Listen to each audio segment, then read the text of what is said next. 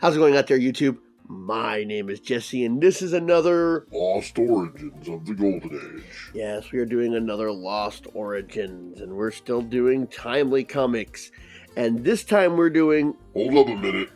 What do you mean, wait a minute? You've done this one before.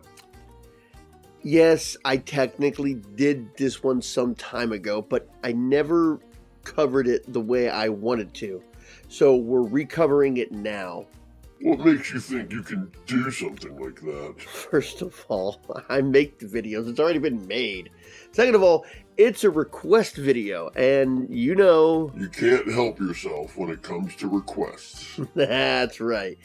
I didn't realize how quickly this character was just come and gone. He didn't strike much of an appearance in the Golden Age. I guess you kind of had to know he existed to know he existed, if that makes any sense at all. I really wasn't planning on doing a lead-in for this video, but I noticed something interesting about his very first appearance, so I cover that briefly. And then we go over the origin story, which I had no idea that the origin story was this insane. Not as insane as some of the other ones, but this one was a little weird. Okay, so let's go ahead as we cover the original Golden Age Falcon for this Origins video. The Falcon, Carl Burgess, first appeared in Daring Mystery Comics number 5 in 1940. The creator is Timely, obviously, and he was made by Maurice Gutwrench. I believe it's Gutwrench. We're gonna go with Gutwrench. Now, originally I wasn't going to do a lead-in for this character. He only had 3 appearances, and the stories were kind of, yeah. But what I want to highlight is something unusual in his very first appearance. Now, in his very first appearance, he has a cover appearance. And there's 2 things weird about him appearing on the cover. Number 1, he is the last story in this issue. Now, it is not unheard of, but it is highly unusual for the last story to be the featured cover. I've covered a couple of heroes that does that, but it's highly unusual. Number 2, this outfit on the cover is not the outfit that he wears for his first appearance. And that's the weird thing. It is not unusual for a Golden Age hero to have a first costume appearance and then change something that they're more well known for. The fact that the cover shows what he's more well known for than what he actually appears in the first issue, that is highly unusual. So it shows that the story was made before the cover, but the fact that the cover shows the one that we know him for, that is highly unusual. Now, like I said, there's only a couple of appearances of him in the Golden Age, 3 total. He had a modern appearance in a Spider-Man comic, but that was in a flashback talking about a Golden Age. So, there's not too much that's outwardly noteworthy about him. He is a assistant district attorney. He seems more like a cop in his stories. But other than that, he is just a normal person. There is nothing too fascinating about him. I think he may have... I don't know if he's had other appearances. It says 4 appearances. So, I guess even in other stories where they highlight Golden Age characters, he wasn't really mentioned much. But with 4 appearances, he has a gun in one issue. He has a grenade in another issue, tear gas grenade. Let's see. Just some basic stories.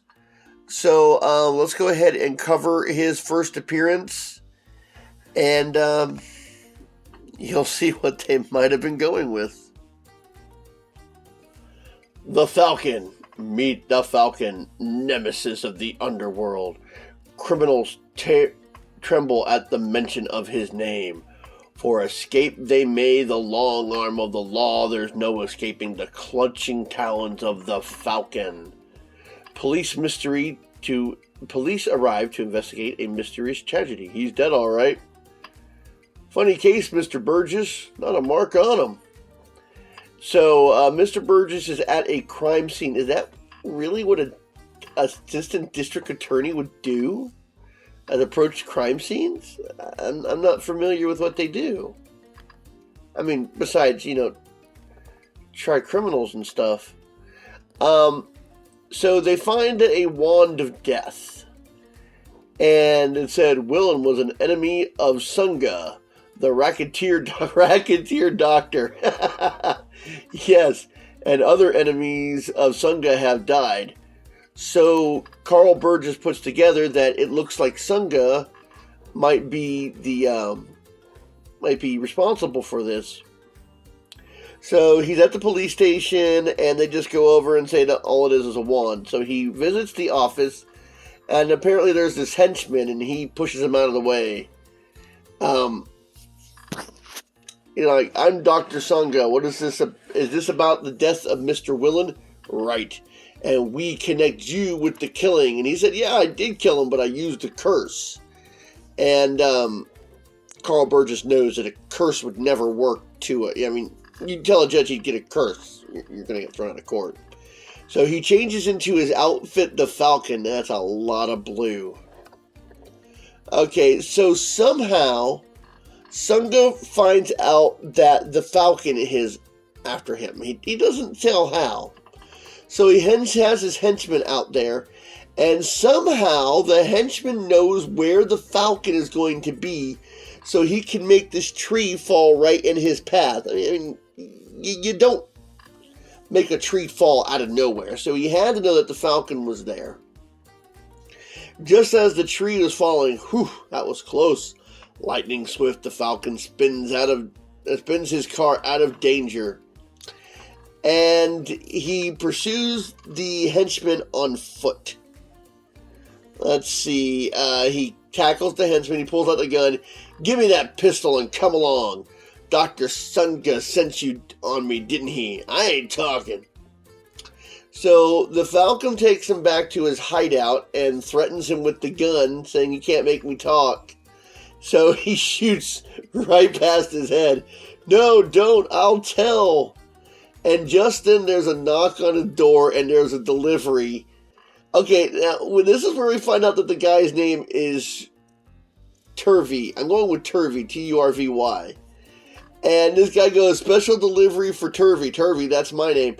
Okay, you're in a secret headquarters. Number one, how did the doctor, because this is a delivery from the doctor, how did the doctor know that you captured his henchman?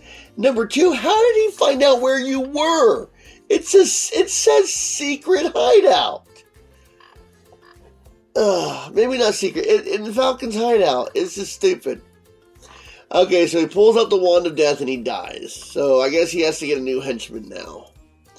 In Dr. Sunga's lab, the Falcon is connected with the prosecutor's office. He can convince Burgess that the curse works. So he thinks that if the Falcon sees the curse work, he'll convince Burgess it's a curse, and Burgess won't try to go after him. But the scientist does not know that Burgess and the Falcon are the same person.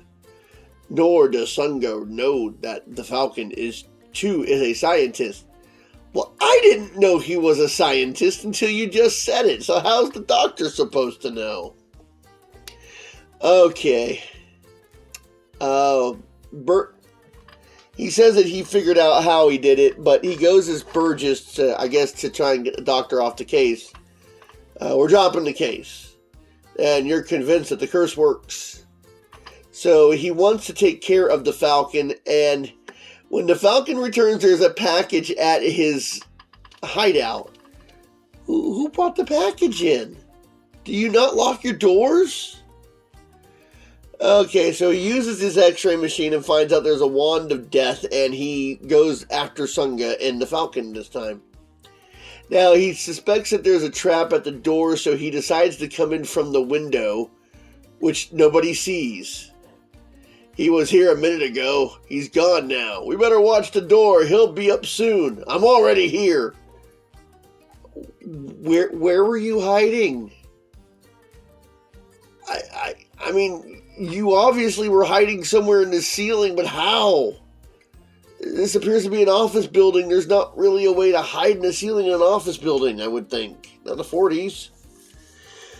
Okay, so Dr. Sunga is behind the Falcon. I'll shoot the box and... But the Falcon quickly drops to the floor. That tells me what I want to know. That's a stupid statement. It's the box, not the wand. The touch of death with the evidence. There's no way that you could draw that conclusion. So... This is what I think is silly. He triggers a trap door, and he falls into the water where there's an alligator, a huge alligator. Look, one of Dr. Sunga's pets. So somehow he uses the tiger's tail or the alligator's tail to whip him towards the entrance, and he grabs on and pulls himself out. The Falcon is done for. Now our next job. What is it with bad guys not waiting to make sure that the hero is dead? Now I'm holding the winning card. Looking into the open, the Falcon finds a gun, and he holds the gun on them. Now, this with what just happened, this is the silly part. He throws the box to Dr. Sunga to prove his assertion. The box breaks. Dr. Sunga is killed by his own science. He says that it was static electricity. First of all, if it was static electricity, how does it still hold a charge by being submerged in the water? Secondly, is it possible to kill someone with static electricity? Can you really build up enough of a charge for that to happen? Anyways, with Sunga dead, the Falcon takes the two criminals. March, you men. Give yourselves up to the counter, or the cop on the corner. Okay, so the last panel's here. We surrender. We're guilty of everything. Okay, but let me catch my breath first. What were you doing that you need to catch your breath? I thought you were standing a corner. The Sunga gang surrendered, and its head died strangely. Indeed, who would have thought, in the district attorney's office. Again, the Falcon has scored. He scores again in his next issue of Daring Comics. This whole story was ridiculous. Not the most ridiculous I've ever seen, but there's just a whole bunch of stuff that just doesn't add up, and there wasn't enough pages to properly... Oh, I don't know. This is just a silly story. Well, I hope you enjoyed this video. This was a request. I got some other videos in the pipeline coming down. Some characters that... Well, there was another request. We can do that one. Might be one that you've never heard of before. Doing the research for these, there's a lot that I've never heard of before. And we'll see if we can't get into them before we come to the end of the month of June. So... until next time, I thought I had more to say. I really didn't. Until next time, I'll be seeing you.